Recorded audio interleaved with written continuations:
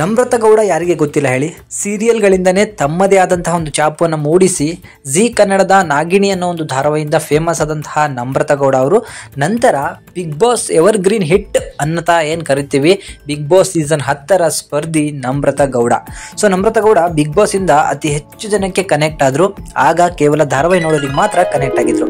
ಈಗ ನಮ್ರತಾ ಗೌಡ ಅವರು ಒಂದು ದೊಡ್ಡ ವಿಚಾರವನ್ನ ಹಂಚಿಕೊಂಡಿದ್ದಾರೆ. ಹೌದು, ಕನ್ನಡ ಇಂಡಸ್ಟ್ರಿಯಲ್ಲಿ ಏನು ನಡೆಯುತ್ತದೆ, ಇದು ಕೇವಲ ಕನ್ನಡ ಇಂಡಸ್ಟ್ರಿ ಅಂತ ಅಲ್ಲ, ಸಿನಿಮಾ ರಂಗದಲ್ಲಿ ಎಲ್ಲ ಸಿನಿಮಾ ರಂಗದಲ್ಲೂ ಕೂಡ ನಡೆಯುವಂಥದ್ದು ಕಾಸ್ಟಿಂಗ್ ಕೌಚ್ ಅಂತ ಹೇಳಿ. ಸೊ ಇದು ಈಗ ಏನಕ್ಕೆ ಬೆಳಕಿಗೆ ಬಂದಿದೆ ಅಂತ ಹೇಳಿದ್ರೆ, ಇತ್ತೀಚೆಗೆ ನಮ್ರತಾ ಅವರು ಒಂದು ಸ್ಫೋಟಕ ಹೇಳಿಕೆಯನ್ನು ಒಂದು ಕೊಟ್ಟಿರ್ತಾರೆ. ಏನಂತ ಹೇಳಿದ್ರೆ, ನನಗೂ ಕೂಡ ಈ ಥರ ಒಂದು ಘಟನೆ ನಡೆದಿತ್ತು, ನನಗೆ ಅಡ್ಜಸ್ಟ್ಮೆಂಟ್ ಮಾಡ್ಕೊ ಅಂತ ಹೇಳಿದ್ರು.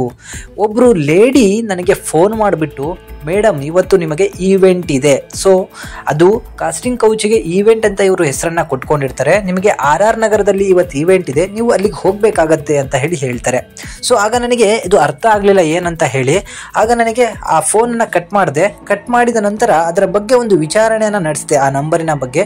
ಆಗ ಆ ಹೆಂಗಸಿನ ಮಾಹಿತಿ ನನಗೆ ಸಿಕ್ತು. ಆ ಹೆಂಗಸು ಇಂಡಸ್ಟ್ರಿಯಲ್ಲಿ ಇರುವಂತಹ ಹೀರೋಯಿನ್ಗಳ ಇನ್ಸ್ಟಾಗ್ರಾಮ್ ಫೋಟೋಗಳನ್ನು ತಗೊಂಡು ಅದನ್ನು ಗ್ರೂಪ್ ಮಾಡಿಕೊಂಡು ಹಲವಾರು ಯುವಕರಿಗೆ ಇವರು ನಿಮ್ಮ ಹತ್ರ ಮಾತಾಡಬೇಕಂತೆ, ಮೀಟ್ ಮಾಡಬೇಕಂತೆ, ನಿಮ್ಮ ಜೊತೆ ಅಡ್ಜಸ್ಟ್ಮೆಂಟ್ ಮಾಡ್ಕೋತಾರಂತೆ ಅಂತ ಹೇಳಿ ನಮ್ಮನ್ನು ಫೋನ್ ಮಾಡಿ ಅದರ ಬಗ್ಗೆ ಮಾತಾಡಿ ಒಪ್ಪಿಗೆ ಕೊಟ್ಟರೆ ಅವರ ಜೊತೆಗೆ ನಾವು ಅಡ್ಜಸ್ಟ್ಮೆಂಟ್ನ ಮಾಡ್ಕೋಬೇಕು, ಆ ಥರ ವಿಚಾರಗಳನ್ನು ನಡೆಸ್ತಾ ಇದ್ಲು.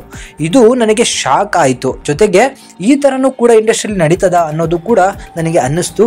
ಆಗ ನನಗೆ ಏನು ಮಾಡಬೇಕು ಅಂತ ಗೊತ್ತಾಗಲಿಲ್ಲ, ತುಂಬ ಗಾಬರಿ ಆದೆ. ಇಂಡಸ್ಟ್ರಿಯನ್ನು ಬಿಡಬೇಕು ಅಂತಲೂ ಕೂಡ ಅಂದ್ಕೊಂಡಿದ್ದೆ. ಆ ಟೈಮಲ್ಲಿ ನನಗೆ ಧೈರ್ಯ ತುಂಬಿದ್ದು ನನ್ನ ಅಪ್ಪ ಅಮ್ಮ. ಸೊ ಆಗ ಈ ಥರ ಫ್ರಾಡ್ಗಳು ಇದ್ದೇ ಇರ್ತಾರೆ, ಇವಕ್ಕೆಲ್ಲ ತಲೆ ಕೆಡಿಸ್ಕೋಬಾರ್ದು. ಜೊತೆಗೆ ನನ್ನ ಹೆಸರು ಕೂಡ ಹಾಳಾಗ್ತಿದೆ ಅನ್ನೋ ಒಂದು ಟೆನ್ಷನ್ ಕೂಡ ನನಗಿತ್ತು. ಹೋಗ್ತಾ ಹೋಗ್ತಾ ನನಗೆ ಇದೆಲ್ಲ ಪರಿಚಯ ಆಗ್ತಾ ಹೋಗ್ತಾ ನನಗೆ ಗೊತ್ತಾಯಿತು, ಇದೆಲ್ಲ ಒಬ್ಬರು ಕಾಲೆಳಿಲಿಕ್ಕೆ ಇದ್ದೇ ಇರ್ತಾರೆ, ಇದರಿಂದ ಹಲವಾರು ಜನ ದುಡ್ಡು ಕೂಡ ಮಾಡ್ಕೋತಿದ್ದಾರೆ. ಸೊ ಈ ಥರ ಗ್ರೂಪ್ಗಳನ್ನು ಮಾಡಿಕೊಂಡು ಹೀರೋಯಿನ್ಗಳ ಹೆಸರನ್ನ ಬಳಸ್ಕೊಂಡು ಇದರಿಂದ ಹಲವಾರು ಜನದ ಹತ್ರ ದುಡ್ಡನ್ನು ಹಾಕ್ಸ್ಕೊಂಡು ನಂತರ ಆ ನಂಬರ್ನ ಸ್ವಿಚ್ ಆಫ್ ಮಾಡಿ ಇಟ್ಕೊಳ್ಳುವಂತಹ ಒಂದು ಗ್ಯಾಂಗೆ ಹುಟ್ಕೊಂಡಿದೆ ಅಂತ ಹೇಳಿ ಗೊತ್ತಾಯಿತು. ನಂತರ ಇದನ್ನು ಪೊಲೀಸ್ ಕಂಪ್ಲೇಂಟ್ ಕೂಡ ಕೊಟ್ಟೆ. ಇದೆಷ್ಟರ ಮಟ್ಟಿಗೆ ಮುಂದುವರಿತೋ ಅಥವಾ ಅದನ್ನು ಏನು ಮಾಡಿದ್ರು ಅಂತ ಹೇಳಿ ನನಗೂ ಕೂಡ ಗೊತ್ತಿಲ್ಲ. ಇದುವರೆಗೂ ಕೂಡ ಅದು ನಡೀತಾನೆ ಹೋಗ್ತಾ ಇದೆ. ಈಗ ಕಾಸ್ಟಿಂಗ್ ಕೌಚ್ ಅನ್ನೋದು ನಿಜವಾಗ್ಲೂ ನಡೆದ್ರೂ ಕೂಡ ಈ ತರ ಒಂದು ಘಟನೆಗಳಿಂದ ಅದನ್ನ ಸೀರಿಯಸ್ ಆಗಿ ತಗೊಳ್ಳೋದು ಕೂಡ ಕಡಿಮೆ ಆಗ್ತಿದೆ ಅಂತ ಹೇಳಿ ನಮ್ರತಾ ಗೌಡ ಅವರು ತಿಳಿಸಿದ್ದಾರೆ.